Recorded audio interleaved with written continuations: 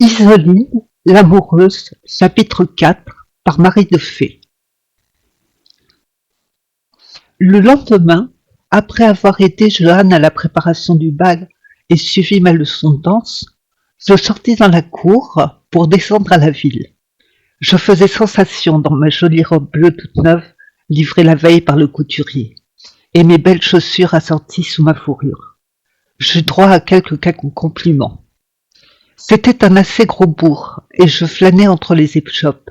Je m'achetais une gaufre pour 2 sols, j'en avais mangé une fois à la ville avec ma grand-mère, et je me souvenais du goût divin. J'avais déjà visité 2 villes, celle-ci et Lusiane, mais jamais avec de l'argent à dépenser. Je regardais attentivement au cas où quelque chose me plairait. Je visitais l'échoppe du couturier et ses magnifiques tissus, j'en profitais pour aller voir l'avancement de ma robe. Je m'arrêtais devant l'étal d'un tanneur. Il vendait plein de petits objets en cours ravissants. C'est quoi ça? Des lanières pour cheveux. Vous tressez vos cheveux avec. J'avais vu des servantes en porter. Cela faisait très joli et très soigné. C'est combien? 5 sols. Et la bourse là toute simple. Elle était tout à fait dans le style de Thierry. 20 sols.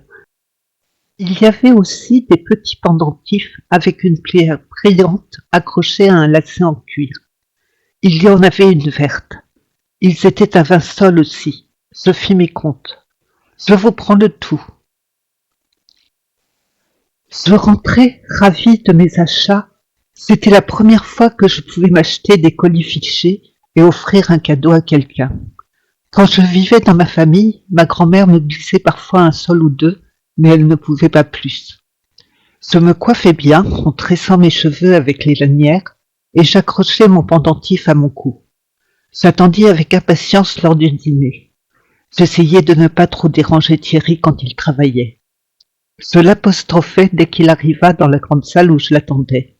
« Thierry, je suis allé à la ville aujourd'hui. Je vois ça à ton cou et à tes cheveux, c'est nouveau? Oui, et j'ai un cadeau pour vous. » Je lui tendis la bourse en cuir. Comme elle était attendrissante, se dit le duc. Cela devait être le premier argent qu'elle avait depuis longtemps, peut-être même depuis toujours, et elle lui faisait un présent. Elle avait le cœur généreux. Mais petite, je ne te donne pas de l'argent pour que tu m'offres des cadeaux. Ah, j'étais déçue par sa réaction. J'avais espéré lui faire plaisir, surtout que sa bourse actuelle était toute usée. Il était peut-être duc, mais pas très attaché aux apparences. Le plus souvent, il était simplement vêtu de cuir comme un garde. Il vit ma tête et s'empressa d'ajouter. Ça me fait plaisir, très plaisir. D'ailleurs, je vais l'échanger avec la mienne qui est vraiment trop vieille. Alors il me prit par les épaules et m'embrassa sur les 2 joues. Ses mains et ses lèvres me brûlaient et je sentis tout mon corps chauffer. Thierry, vous avez dit que je pouvais vous poser des questions? Oui, ma belle. Vous m'embrassez. Est-ce que ça veut dire que je peux vous embrasser aussi? Il se mit à rire. Tu as envie d'embrasser un vieux barbon comme moi? Je ne vous trouve pas vieux? Tu as 25 ans, petite, j'en ai 53. Je suis vieux surtout à côté de toi. Vous êtes en pleine forme et très beau. J'aime bien comment tu me vois. C'est d'accord, tu peux m'embrasser, mais à condition que tu en aies réellement envie. Je fis comme lui. Je pris ses mains et embrassai le bout de ses doigts. Ce n'était pas la même sensation que quand lui le faisait, mais elle était infiniment agréable aussi. Puis, je me levai à moitié pour être à sa hauteur et déposai 2 gros baisers sur ses joues rugueuses, en appuyant bien avec mes lèvres. Son contact allumait un incendie dans mes veines que je ne savais pas comment éteindre. Il avait à demi clos ses yeux. Le duc savourait les baisers d'Isoline. Il réveillait en lui une flamme qu'il croyait définitivement éteinte. Je me rassis. « Vous m'aimez bien quand je vous embrasse ?» demandai-je timidement. « Oui, petite, beaucoup. »« Alors, on pourra recommencer ?» Le duc l'observa attentivement.